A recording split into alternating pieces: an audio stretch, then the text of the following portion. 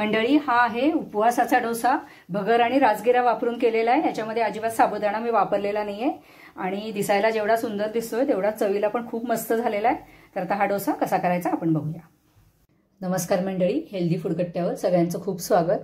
आज अगदी उपवासाचा एक मस्त पदार्थ मी करून दाखवणार आहे. तर ते म्हणजे राजगिरा आणि भगरीचे डोसे. खूप पौष्टिक आहे आणि करायला पण सोपे आहेत, अजिबात तव्याला चिकटत नाहीत आणि खूप झटपट पण होतात. तर त्याच्यासाठी हे एक वाटी मी राजगिऱ्याचं पीठ घेतलेलं आहे, मध्यम आकाराची वाटी आहे. याच्यामध्ये किती डोसे होतात ते पण मी तुम्हाला सांगते. आणि याच वाटीने एक वाटी भगर मी भिजत घातली होती. भगर जरी अर्धा तास भिजवली तरी सुद्धा चालतं आणि जर आपल्याला लगेच करायला वेळ नसेल, जास्त वेळ जरी भिजवून ठेवली तरी सुद्धा काही फरक पडत नाही. इथे भगर तुम्हाला किंचित लालसर दिसत असेल तर भगर भाजून ठेवली की त्याच्यामध्ये आळ्या पोरकिडे होत नाही, त्याच्यामुळे माझ्याकडे नेहमी भगर भाजलेली असते. तर आता ही 1-2 तास मी भगर भिजवून ठेवलेली आहे. आता ही भगर आणि राजगिरा आपण सगळे एकत्र करूया. आधी भगर जी आहे ती मिक्सरमध्ये बारीक करून घेणार आहे.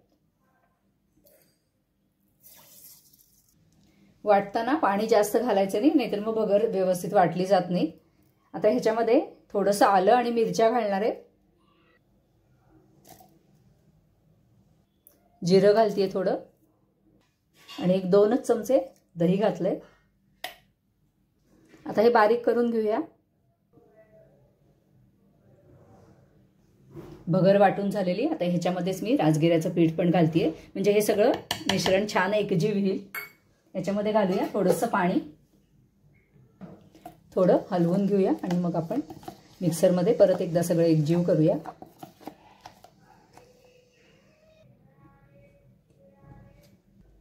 तर हे आपलं डोशाचं मिश्रण तयार आहे.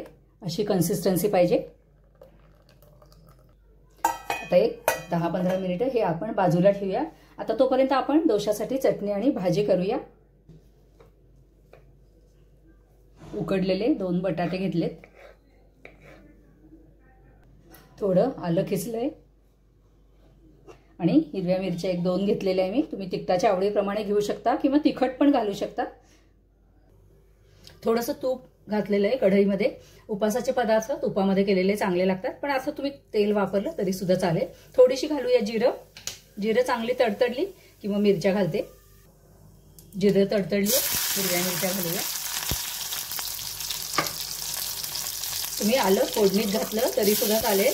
आणि आता याच्यामध्ये मी आलं, जिरं, हिरव्या मिरच्या, कोथिंबीर असं सगळं वापरणार आहे. तर याच्यापैकी तुम्ही जे खात नसाल मसाला तर ते तुम्ही घालू नका. अगदी 1 ते 2 मिनिटात भाजी तयार होते. मीठ घालूया, अगदी चिमूटभर साखर घालतीये, कोथिंबीर घालूया आणि आता ही भाजी काढून घेते. आता आपण करूया चटणी. चटणी करता थोडंसं तेल घालतीये.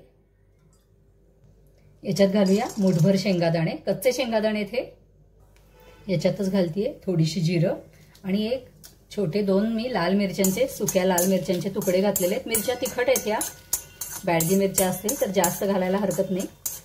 आता हे थोडंसं आपण परतून घेऊया.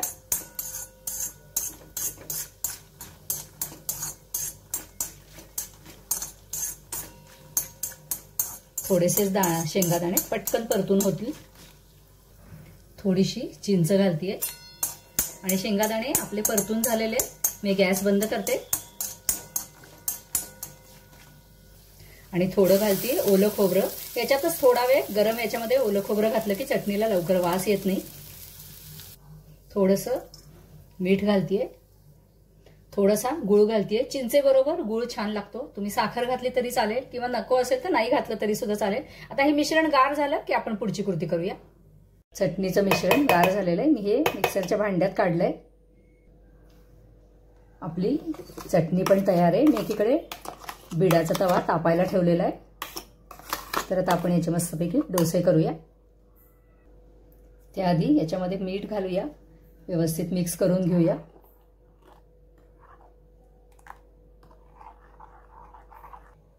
थोडंसं तेल लावून घेऊया.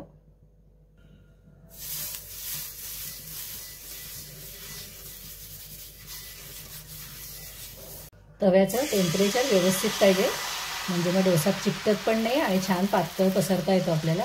नाहीतर मग काय होतं, गावाला पीठ चिकटून येतं.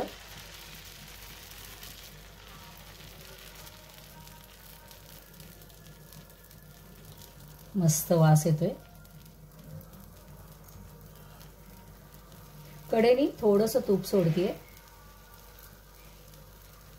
ऑप्शनल आहे, नाही सोडलं तरी सुद्धा चालेल. थोडंसं टेम्परेचर वाढवायचं गॅसचं. तुम्ही जर नॉनस्टिक तव्यावर केलं तर तुम्हाला तेल तुपाची अर्थातच गरज पडणार नाही. पण ही बिडाचा तवा असल्यामुळे प्रत्येक वेळेला थोडंसं तेल लावणं आवश्यक आहे आणि टेम्परेचर अगदी व्यवस्थित मेंटेन केलं पाहिजे. खूप जर मोठ्या गॅसवर आपण हा डोसा केला ना तर तरी सुद्धा डोसा तव्याला चिकटतो. तुम्ही उलटून पण भाजू शकता, नाही भाजलं तरी सुद्धा चालतो. आणि उलटल्यावर गॅस थोडा मोठा केला तरी सुद्धा चालेल. तर असा मस्त जाळीदार आणि खूप टेस्टी हेल्दी डोसा हा तयार होतो. कुरकुरीत पण झालेला आहे आणि रंग पण बघा किती सुंदर आलेला आहे. तर मंडळी, हा व्हिडिओ जर तुम्हाला आवडला असेल तर लाईक करा, शेअर करा, सबस्क्राईब करा. आपण सगळेजण ऐकतो भगर आणि राजगिरा हे सुपर फूड आहे, पण आपण उपवासाच्या व्यतिरिक्त ते वापरत नाही. पण खरं तर शुगरला आणि एकूणच आपल्या हेल्थसाठी हे दोन्ही धान्य खूप आवश्यक असतात. तर तुम्ही उपवासाच्या व्यतिरिक्त पण हा डोसा करून बघा. धन्यवाद.